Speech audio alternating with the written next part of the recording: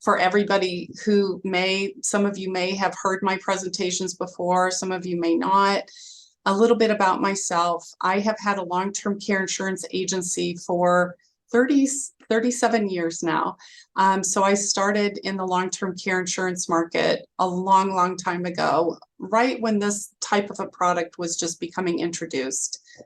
About 10 years ago, I became a board certified patient advocate.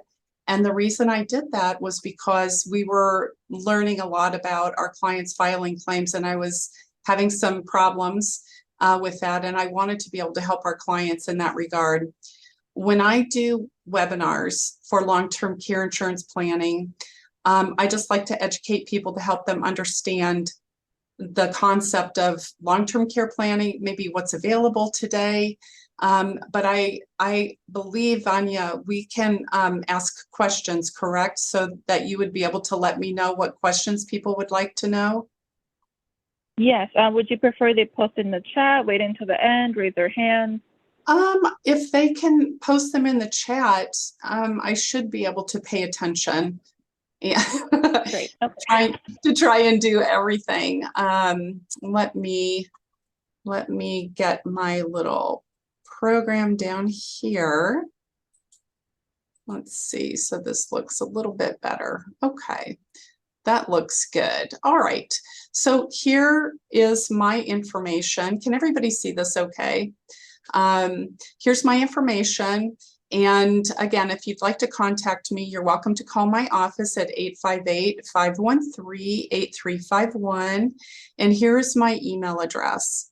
A lot of times what people need from me these days is they would like to know a little bit about the policy that they have. And so you're welcome to call and send in, any questions that you have. This presentation that I'm showing you is way too long, and I am not going to take all the time to read all of this, but I'm going to do a little bit of an overview of long-term care planning. First and foremost, the issue of long-term care planning is not going to go away. One of the things that I'd like to highlight and help people understand is the amount of people that actually provide services to their family members by family members, care that is not paid for. So I want you to take a look at this number right down here. And this is in 2011.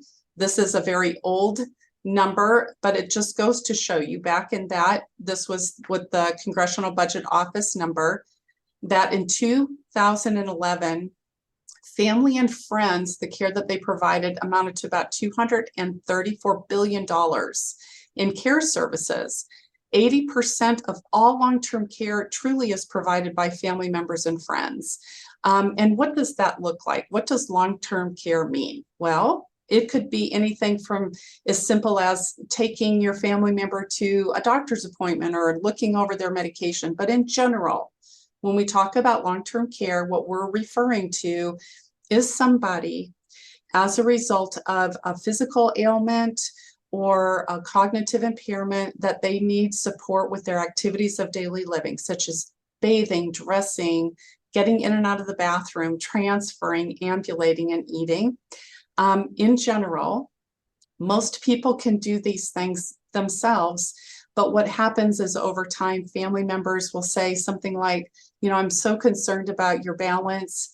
I really don't think you should be showering if somebody's not in the house. Or a child or a spouse will say, my mom or my loved one, they're not showering as often as they should. And when we have that conversation, well, because they're afraid they're going to fall.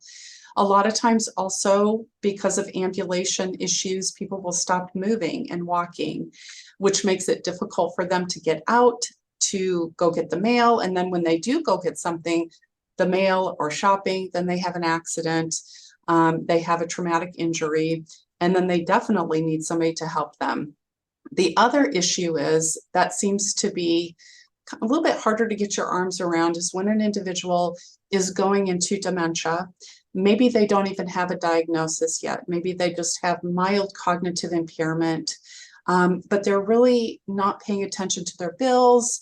They're not taking their medication properly. And family members or loved ones are just looking over the situation and saying, I really think somebody needs to be there with them.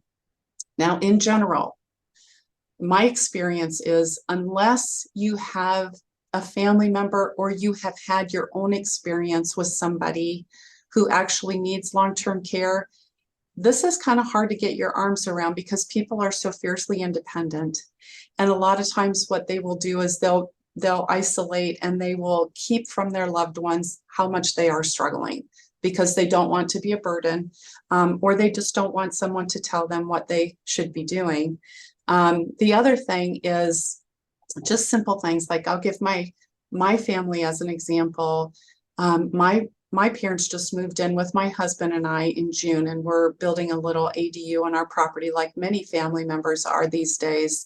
So my parents have been living in with my husband and I in our home since June. And it's just been so eye-opening when I tell people that things like managing doctor's appointments, medication, just managing meals or keeping track of everyday things, which are so simple to me.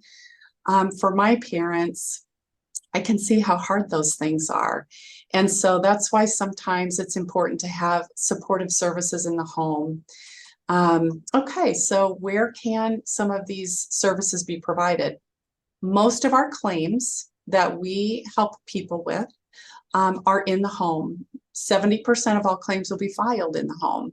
And what type of home care can you have? So we see people doing all types of things, and long-term care insurance, if you purchase a policy in California, you can actually hire an independent caregiver to provide services for you.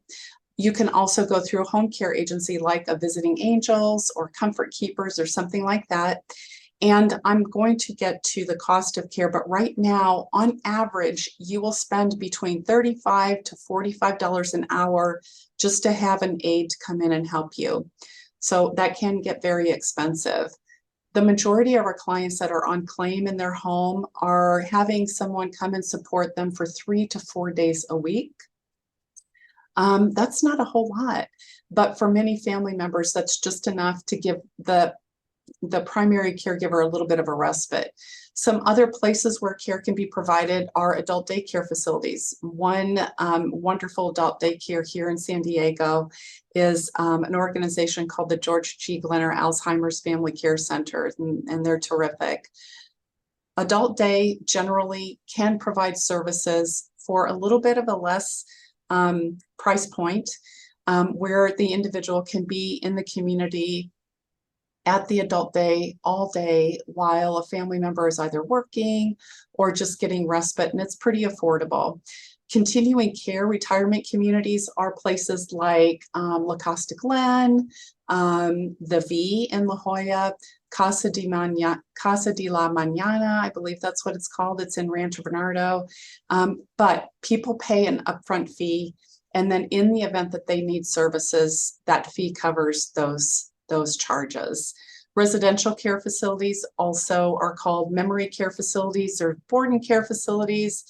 These types of communities help people who actually should not be living in their home any longer because they need probably 12 to 24 hours of services, or they're just not safe to live at home by themselves anymore. A lot of times people have to move into residential care facilities because it's just too expensive to have private duty care in their home. And so I don't want to say that they're forced to go to assisted living, but if you were to do a survey of adult people and say, hey, do you want to go move into an assisted living or a memory care facility? I doubt any of them would say, yes, I would like to do that. A lot of times this is a type of a situation where that type of service is really, really necessary and people have to go. Then the other place is skilled nursing facilities. And I think that this is what people think of when they think of long-term care. But in all the years that I've been in this business, I can count on both hands the amount of our clients that have actually gone into a skilled nursing facility and not come out.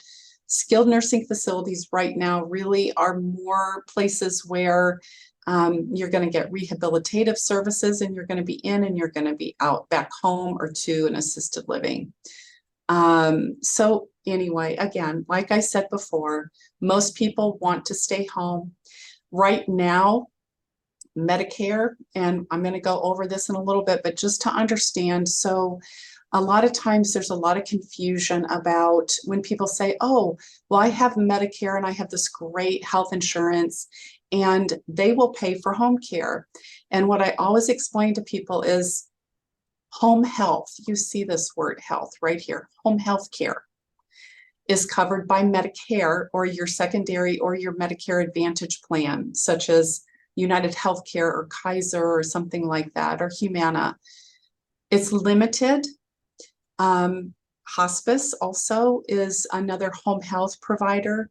It's limited in duration, and it is not intended to be the sole purpose of supporting somebody in their home environment. So if an individual, for example, has Parkinson's disease and they're falling a lot, they would probably benefit from in-home physical therapy and occupational, but that service would not provide showering, dressing, transportation. Non-medical agencies, I had mentioned earlier, are agencies like Visiting Angels, Comfort Keepers, and those are the agencies that you pay per hour. Nobody, I should say, no insurance other than long-term care insurance pays for non-medical home care. And so when we talk to people and they think that they have coverage under their Medicare, I just want to make very clear to you, no, you do not. If you need custodial care, help with bathing, dressing, getting in and out of the bathroom, continence care or cognitive supervision, that's private pay and you're going to be paying that out of your pocket. I already talked about adult day. Now, when you have long-term care insurance, your long-term care insurance pays for home care, assisted living, and skilled nursing. And under that home care umbrella, these long-term care policies include PTOT, custodial care, like a Visiting Angels, for example, adult daycare, okay? The facilities that these policies pay for are called residential care facilities for the elderly. That's the formal name. But these are also called assisted living. They're also called board and care facilities, memory care facilities. So they could be, for example, small communities like homes in our county that care for 6 to 12 people, or it could be a large community like a Sunrise or an Oakmont or something like that. And long-term care insurance does pay for that. I've already talked about continuing care retirement communities, and I've talked about skilled nursing facilities. Long-term care insurance pays for that. Okay, so now these numbers are, whoops, I need to go back right there. This is what's important. In 2018, and again, these numbers, we go back to 2018, but coming forward, the one thing that I would say that has changed tremendously is COVID. COVID has changed how much people are paying for long-term care services. And the reason being, there's a couple of reasons, but one of the reasons is because of the workforce. So home health aides, the amount of home health aides that are available to do this kind of work since COVID has decreased.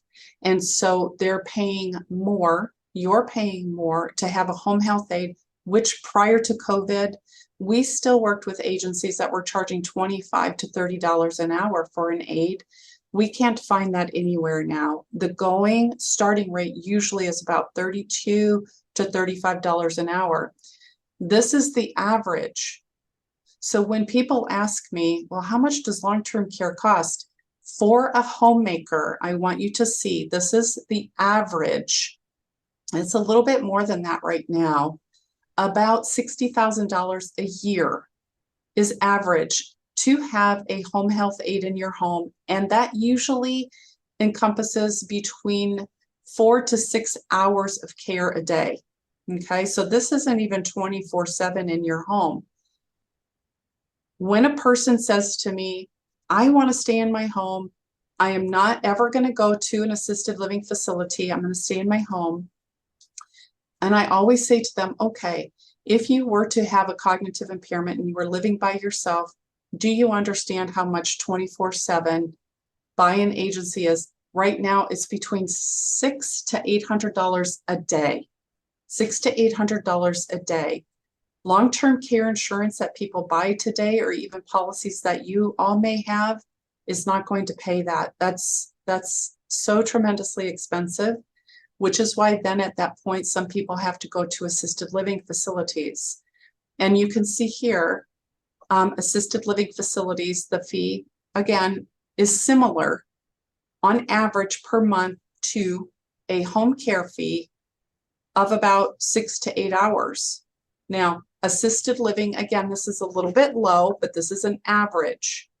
Our clients that are in assisted living are paying anywhere right now from $5,000 to $15,000 a month.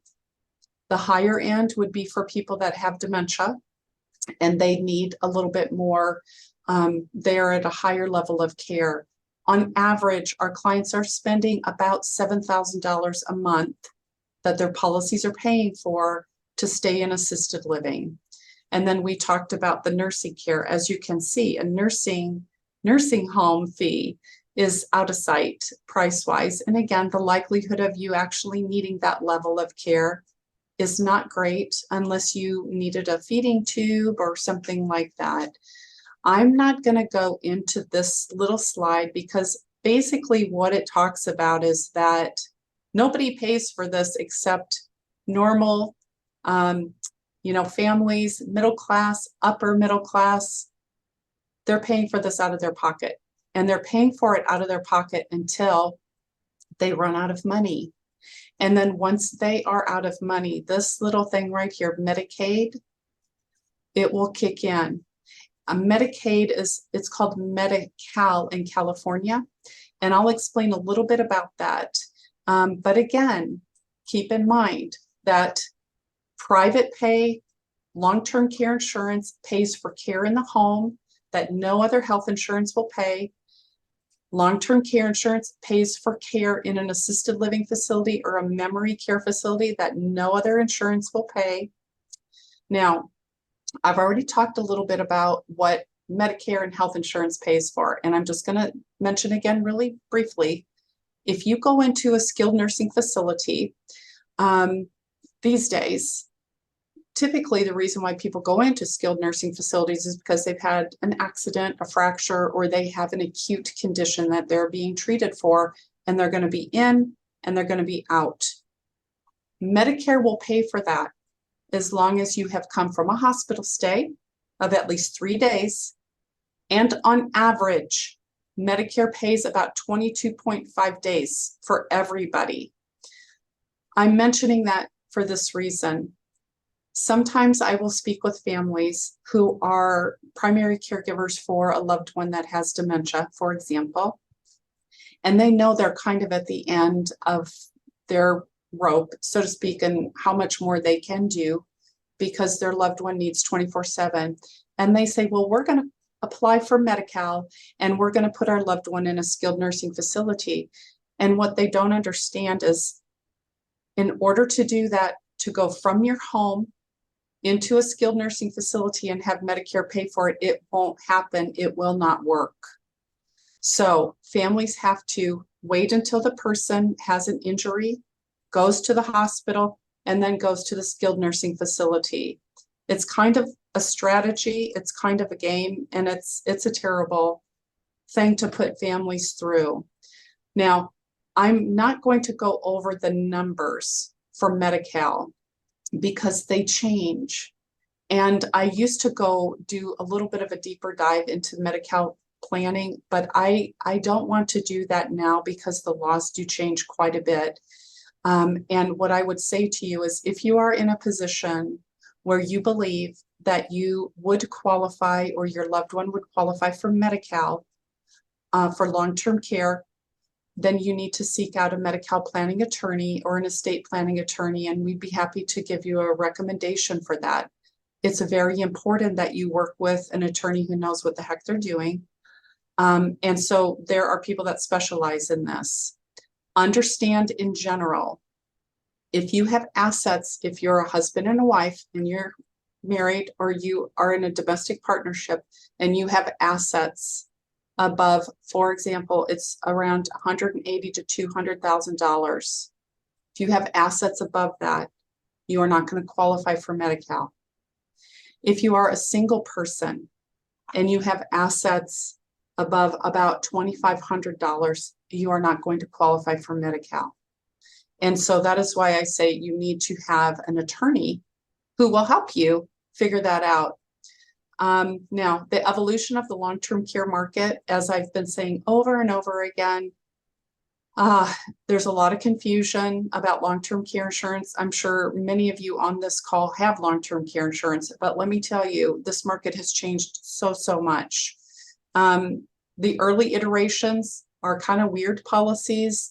They're very, the language is difficult. A lot of the early policies didn't recognize places like assisted living facilities, which is really unfortunate. And sometimes we have problems with that. Some states have partnership policies. California has partnership policies, which means that they kind of co-labor with Medi-Cal. In general, if you are looking to buy long-term care insurance right now, most of these plans that are available, there's only a few companies that actually sell it anymore, but the products and the benefits themselves are fairly easy to understand. And this is what it looks like. You have a piggy bank. You put your premium in. So for example, let's say your premium is $2,000 a year.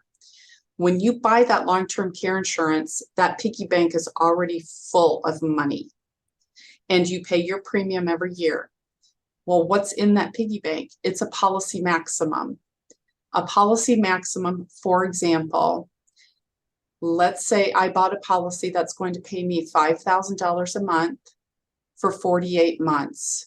My piggy bank is going to have about $280 some odd thousand in it. I'm going to pay my premium every year. And in the event that I need care in my home, I can get into that piggy bank and I can have that policy pay for my home care. In the event that I need to go to assisted living, the policy will pay in assisted living. These policies follow people along what's called the care continuum, meaning they understand that in general, people start off needing a little bit, and then they gradually need more and more and more and more. And these policies are supposed to follow people along the care continuum and go where they need to go. Long-term care insurance in general pays the same dollar amount in any setting. So when you're buying your policy, you have to make sure that you're kind of looking to the future. So you want to have an inflation rider. Right now, I just looked this up a couple days ago. The inflated cost of long-term care is right around 4.7%. That's how much it's increasing, 4.7% compounded every year. So if you buy a long-term care insurance policy that's going to pay $6,000 a month for care in today's dollars, and you have a 3% compounded inflation rider, you should be good. That will be good for you. There's a question from a retiree, Linda, if you don't mind answering it. They bought a Genworth policy in 2016. So far, they've paid $40,000. The cost increased again. Increased once, and next year will increase again. They offered her an option: discontinue the policy and receive a payment of $10,000, or continue paying for the policy with cost increases or reduction of benefits. Is this something that's common? What do you recommend she do? Yes, it's common, unfortunately, and everybody who has Genworth, they're getting these letters. What I would like to say to this person is you're welcome to send to me the information that you have received if you're getting a rate increase. I can say this without any hesitation whatsoever. Do not take the option that basically gives you the cash out of your policy and you call it a day, or do not take the option which is a paid up option, which means whatever amount you've paid into that policy, that's the amount of long-term care insurance you're going to have. Do not do that. There are other things that you can do to mitigate that premium. In general, when I look at these for people, so I I will get the letter, I will get your ages, I will get your information, and I will explain to you how you can keep your policy, because odds are if you've had it for a while, you've got very good growth, and you probably are never going to be able to get anything close to what you have right now.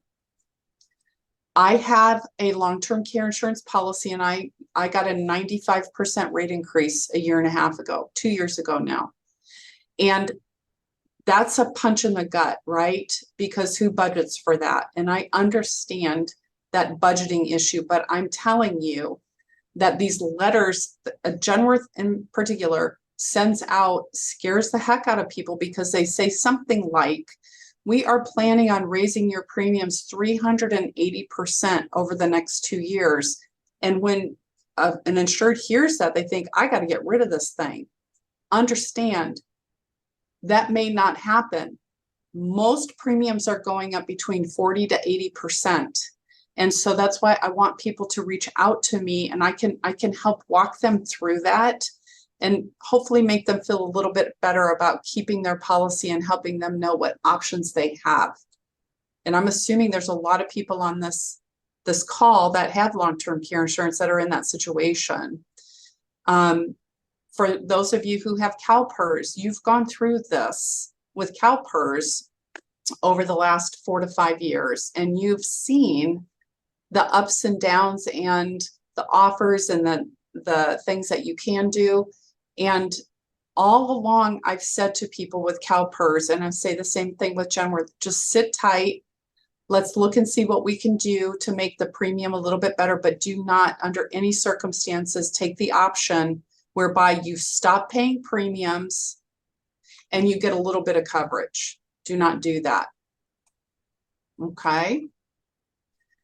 For those of you who have not purchased long-term care insurance, 4 simple things. Number 1, you have to pick how much daily benefit you want. You should not go anything lower than $5,000 a month in a benefit, meaning you select your benefits and you say, I want $5,000 a month in a benefit. That's the least you should take, because you're going to need that much. Number 2, how long do you want this thing to pay for your care? You should not take anything less than 3 years. That's the average claim length, 3 to 5 years. So $5,000 a month, 3 years coverage, nothing less than that. You should take at least a 2% compounded inflation rider. If possible, a 3% compounded inflation rider if you're under 60. Number 4, the elimination period, which is called a deductible, a waiting period, elimination period. It's all the same thing. What that means is how long you have to wait before that policy is going to pay. And so generally it's 90 days. Triggering your benefits. For those of you who have policies right now and you're wondering, when can I use this thing? Here's what you need to understand. If at any time you are having someone assist you, either standing by or physically helping you for any of your activities of daily living, such as showering or dressing, that should be assigned to you, that it might be time for you to reach out to someone to help you file a claim. If you are having a family member, a loved one with you continually, or you are with someone continually who has a diagnosed cognitive impairment, that is time for you to think about filing a claim. Most often, most policies, when you file, your premiums will be waived. You will not have to pay premiums anymore. That's not always, but in general, the majority of policies work that way. As I said, 70% of all claims are in the home.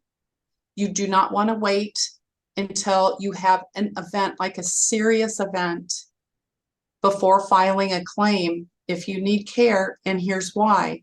If you have a 90-day deductible and you have a serious event and you're looking at shelling out $42 an hour for 10 hours a day, that's $400 a day for 90 days. What we try and help people understand is you really have to strategize with this policy, just like a lot of insurance policies. You look at it, you look at what you have, you look at your deductible, and you try to understand, okay, how can I mitigate my out-of-pocket and file a valid claim? Okay.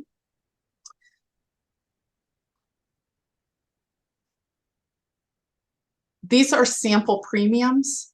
These, you can't hold me to it because prices keep going up. Once you buy a policy, it doesn't mean that your premiums are going to go up every year. I've just had the horrible experience of being dropped by our homeowners insurance. My husband and I live in Ramona, and we had one teeny weeny little leak that we got like $2,000 for ServPro to come and, dry out our kitchen. And because of that one teeny weeny little claim, it completely ruined our ability to get coverage. Long-term care insurance is not like that, thank goodness. When and if you file a claim, they cannot come back on you and say, that's it, you're not a good risk, we're not renewing your contract. They cannot do that. They cannot come back and say, we're going to raise your premium, we think you're going to file a claim. They cannot do that.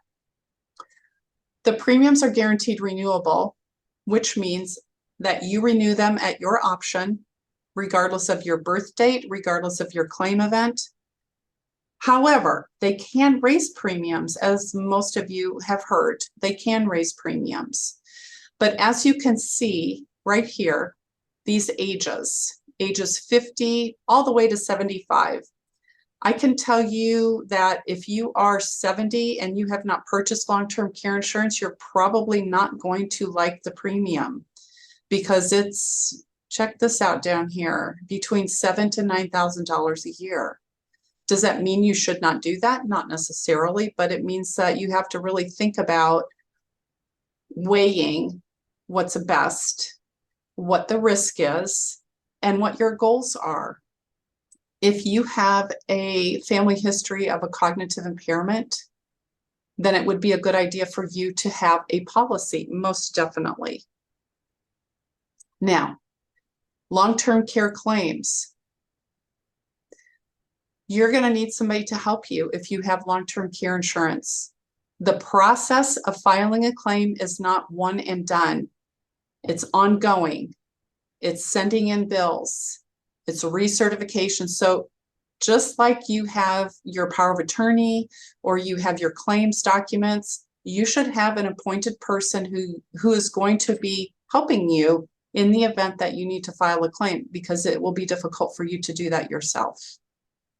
You should review your benefits at least every 5 years. Time goes so fast, doesn't it? It's just, I've had my policy, I bought my policy when I was 35 and I'm 59. And I cannot even believe I'm 59 years old and that I've had this policy and I've been paying on it all those years. And I need to pull mine out and brush it off and kind of refresh my memory too. It's a really good idea for you to do that. And you should not have your policy in a safety deposit box.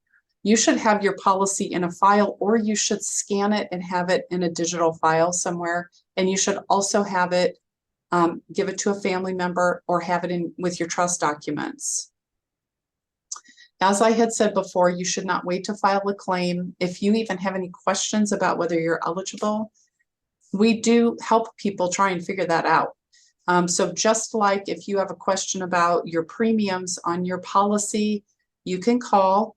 If you also are curious or you think you should file a claim, you can call in and we can talk to you about that. Do not hire a care provider. Do not go to a facility without making sure that your policy actually would approve that provider.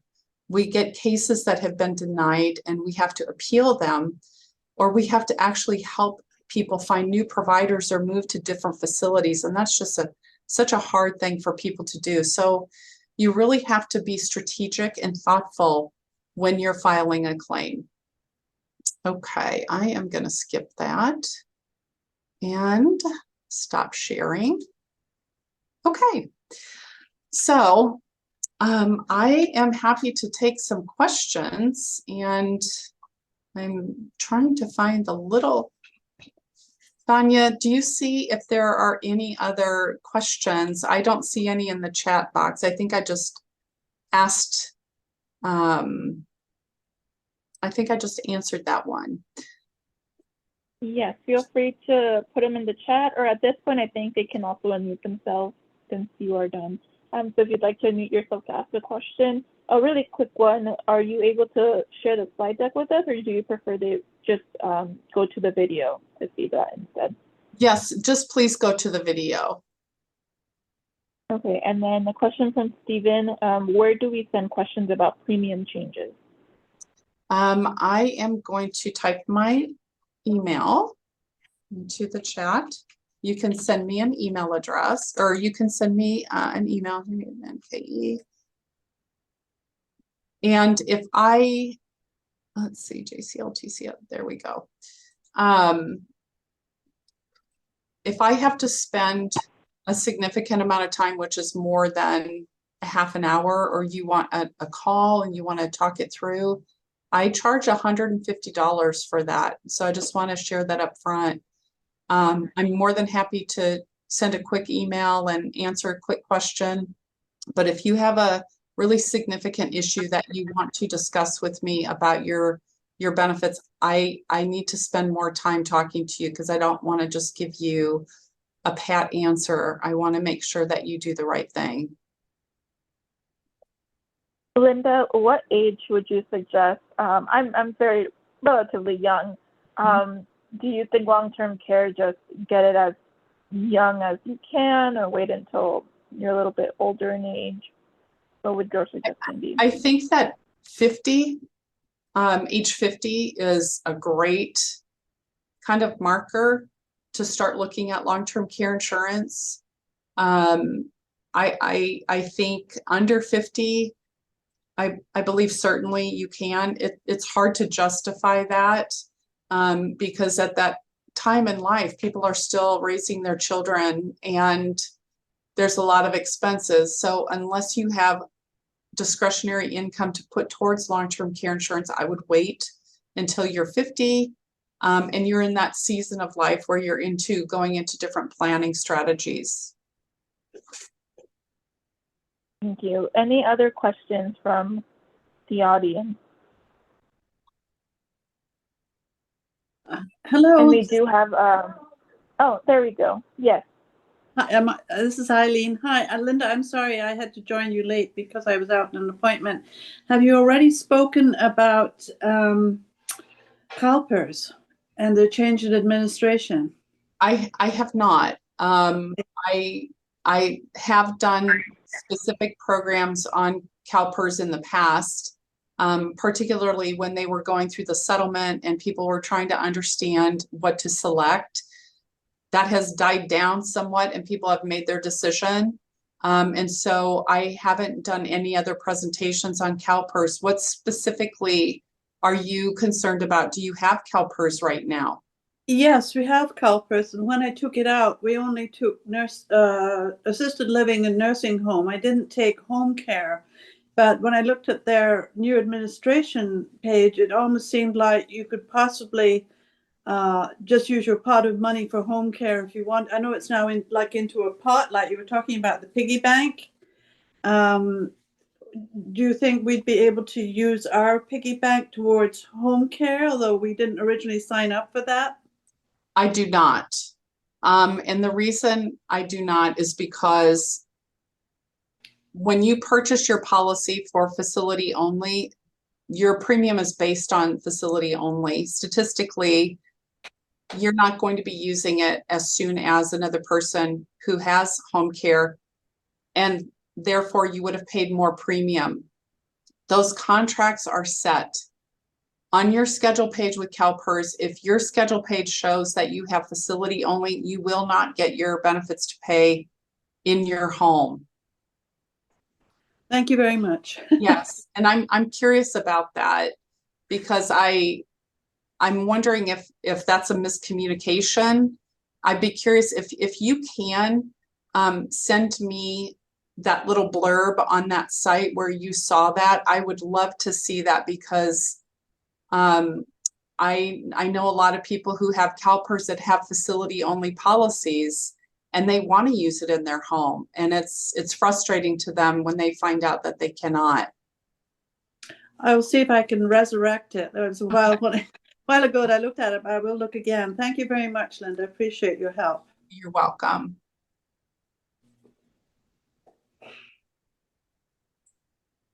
I can remember you read it to me and you said, yeah, I've seen this, so it's open. Yeah, I'll see what I can find. Okay, I don't see other questions unless anyone else would like to unmute themselves to ask.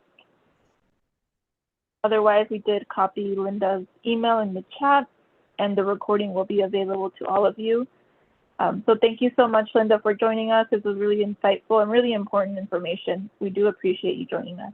You're so welcome, everybody. Take good care. Happy holidays.